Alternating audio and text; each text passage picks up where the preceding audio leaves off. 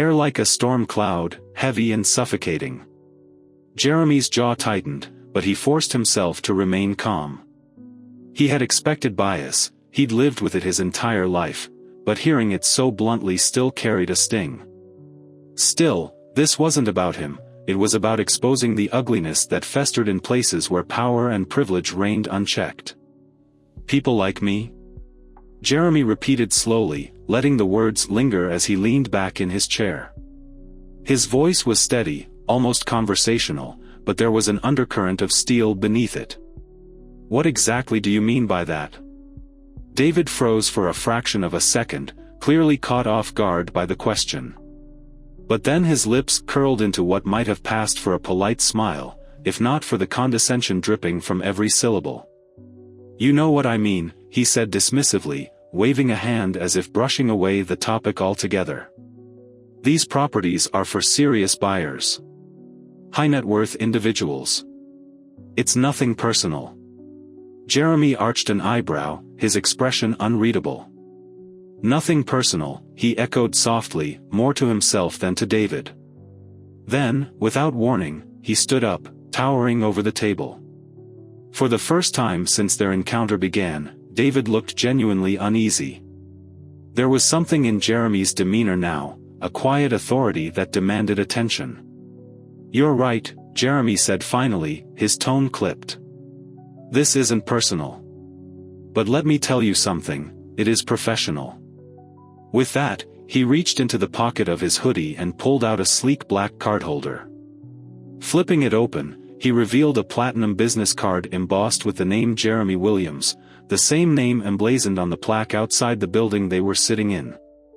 David's face drained of color as realization dawned.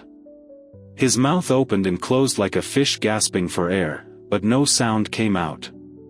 Lydia, who had been hovering nervously nearby, stifled a gasp and quickly retreated to her desk.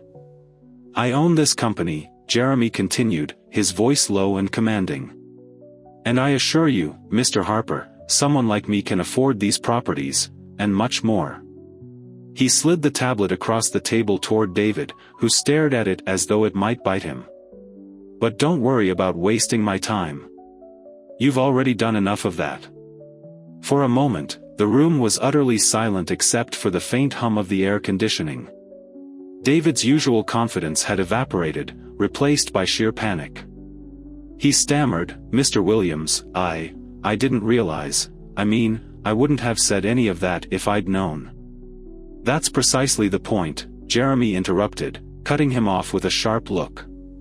If you'd taken the time to see beyond appearances, maybe you would have realized that treating people with respect isn't just good ethics, it's good business. He straightened his posture, his presence filling the room like a force of nature. Consider this visit your final warning. If I hear one more complaint about discriminatory behavior, yours or anyone else's, you'll be gone before you can pack your desk. Do we understand each other? David nodded frantically, sweat beginning to bead on his forehead. Yes, sir. Absolutely. I'm sorry, sir. Jeremy didn't respond. Instead, he turned on his heel and strode out of the office, leaving David trembling in his wake. As he pushed through the glass doors and stepped back onto the bustling New York street, he felt a mix of emotions, anger, frustration, but also resolve. This wasn't just about punishing bad actors, it was about setting a standard. In his company, respect wasn't negotiable. And if anyone forgot that, they'd learn the hard way. The skyline stretched before him once again, a reminder of everything he'd built against all odds. Today, he hadn't just defended his empire, he'd reinforced its foundation. The air was sharp, unmistakable. Jeremy's pulse quickened, though his face remained a mask of calm. There it was, the blatant assumption, thinly veiled in professionalism. People like me, Jeremy echoed, his voice steady as he studied David's dismissive shrug. No offense, David replied, feigning casualness, but these properties are for serious buyers. High-income professionals, executives. We have to be realistic. Jeremy paused, weighing his options. He could blow this whole charade apart right here, reveal who he truly was and watch David squirm. But that wouldn't fix the deeper issue at hand. This wasn't about humiliating one man, it was about dismantling the culture that allowed such discrimination to thrive. Without another word, Jeremy slid the tablet back across the table. "You're right," he said evenly. "Let's not waste any more time." David blinked, caught off guard by Jeremy's sudden compliance. Okay." The walk back to the lobby was silent save for the rhythmic click of Jeremy's footsteps. Tension hung heavy in the air, but David radiated arrogance. To him, this was just another easy dismissal. A person who didn't fit his narrow idea of a high-end buyer wasn't worth his time. As they reached the front desk, David slowed, already eager to end the interaction. Lydia glanced up from her computer, her eyes darting between Jeremy and David. Her hands hovered over the keyboard, as if she wanted to intervene but didn't know how. "Well," David began, slipping into a tone laced with finality, "if you're looking for something more reasonable, I'm sure there are other agencies nearby better suited to your needs." Jeremy didn't flinch, though inside, his frustration deepened. Reasonable. He'd heard that word enough times in his life to understand exactly what David meant.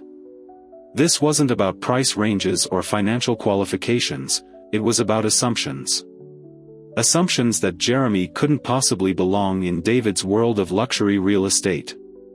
"I never said I was looking for something more reasonable," Jeremy countered, his tone measured. He refused to give David the satisfaction of an easy out. David's irritation flickered across his face, though he tried to maintain some semblance of professionalism. "Look, I've been doing this a long time. I can usually tell within minutes who's serious and who's just browsing." Jeremy tilted his head slightly, his gaze unwavering. "And what makes you think I'm just browsing?" David blinked, his practiced smile faltering. He hadn't expected pushback. "I'm just being honest here. These properties require significant financial backing. Unless you've got pre-approval from a bank." "I don't need a loan," Jeremy interrupted, his tone neutral yet firm. He was done playing along with David's subtle jabs and thinly veiled prejudice. David raised his eyebrows, disbelief etched on his face. "Well, these aren't exactly starter homes," he said, his voice dripping with condescension. Lydia shifted uncomfortably behind the desk, her eyes darting between the two men. She opened her mouth as if to speak, then closed it again, clearly torn about whether to step in. Jeremy caught her gaze briefly, but she quickly looked away, her hands nervously fidgeting with a stack of papers. She wasn't part of the problem, but her silence spoke volumes. Jeremy leaned forward slightly, his gaze locking onto David. "You know, it's interesting," he said calmly. "You've spent the entire time telling me what I can't afford, but you never once asked me what I want."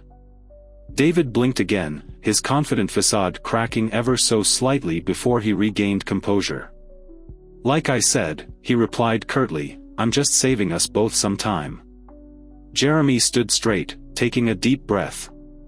Every fiber of his being wanted to drop the act, to reveal his true identity and watch David scramble, but that would be too predictable, too easy. Jeremy had bigger plans. "It's funny," Jeremy said, his tone edged with restrained frustration, "how people like you are so quick to decide what others can or can't afford, yet you know so little." David's eyes narrowed, his polished exterior finally cracking under the weight of Jeremy's words. "People like me?" he shot back defensively. "Yes," Jeremy replied smoothly. "People who make snap judgments based on a hoodie instead of a suit. People who assume money looks one way when it doesn't." Lydia shifted again, visibly uncomfortable now, her fingers gripping the edge of the desk. Jeremy noticed the tension in her shoulders, but David seemed oblivious. David's jaw tightened, and he crossed his arms, ready to bring the conversation to a close. "Look, I don't want to get into an argument here. I'm just being realistic. These properties are for serious buyers, executives, high-net-worth individuals, people with real financial power. And how do you know I'm not one of those people? Jeremy asked, his voice level but loaded with implication. David chuckled, though the humor didn't reach his eyes. Come on. We both know people like you don't just walk in off the street and buy properties like this.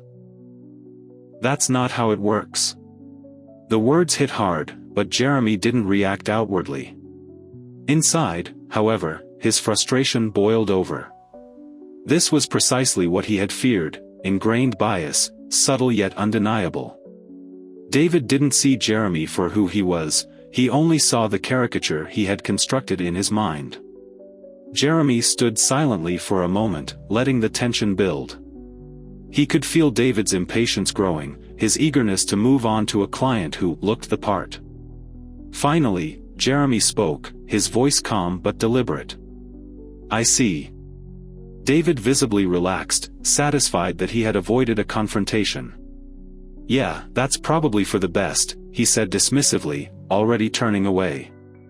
Good luck finding something more in your range. Jeremy gave a nod, then turned to Lydia.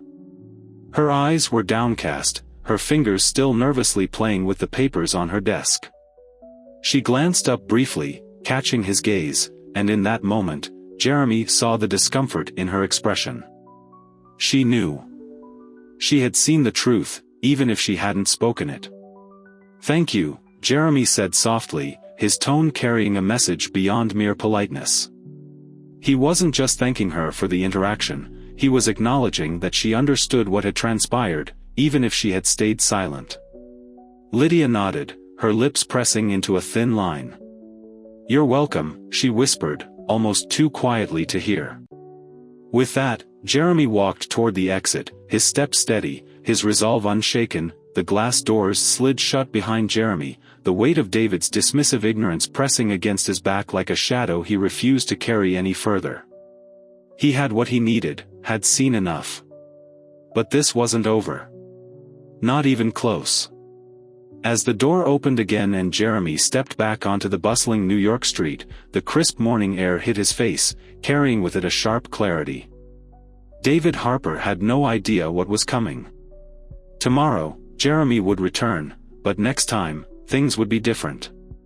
The following morning, Jeremy stood at the base of the gleaming office building. Its facade of glass and steel reflected the early sunlight, as indifferent as the man waiting inside.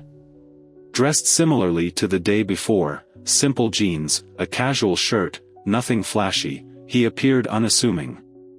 The only difference today was his resolve. He wasn't here to be brushed aside, he was here to get results. Inside, Lydia sat at her desk once more, fingers tapping rhythmically on her keyboard.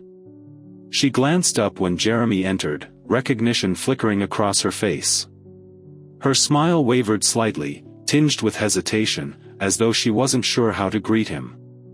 A quick nod, then her gaze dropped back to her screen, avoiding his eyes. David Harper was already there, leaning casually against the reception counter, chatting with another agent. When he spotted Jeremy, there was a brief pause, a flicker of surprise that Jeremy had returned. It was subtle, but Jeremy caught it. A slight narrowing of David's eyes before the practiced smile reappeared, thin and insincere. Back again, huh? David said, pushing off the counter and walking toward Jeremy, hands sliding into the pockets of his tailored trousers. Jeremy met his gaze steadily. Yes. I want to see the property you mentioned yesterday.